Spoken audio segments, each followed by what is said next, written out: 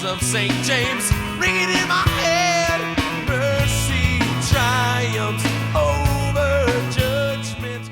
Empowered Grace Precepts number 3. The grace of the Lord Jesus Christ be with your spirit. Philippians 1:25. We have the grace because God has given it to us first, and now we can give it to others. The third precept is, when others are resistant to your communication or behavior, it's your responsibility to patiently make it clear so that they understand what your meanings and intentions are. This is really big when it comes to a negative interaction that we're having with someone during communication. It's our responsibility to make sure the person we're communicating to is understanding our meaning and our intention, because we're the one who is conveying the information.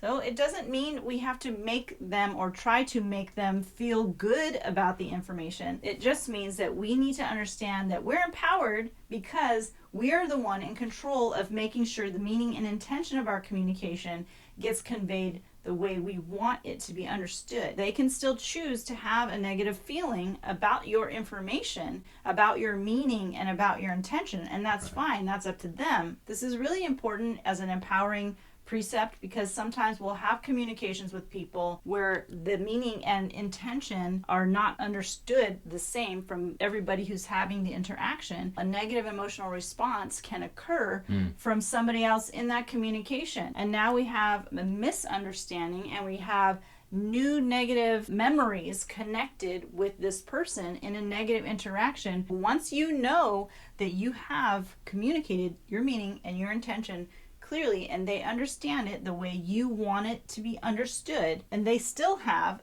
a response that for you is uncomfortable, now you have clarity about their stance on that information, and you can decide if you want to continue in that conversation or in that relationship or in that interaction or whatever it is that you need to decide. What we're saying here is that when we operate in our spirit identity and we freely give this grace towards this person, we're being love, we're giving grace to this person, and we're being very intentional about what we want to communicate.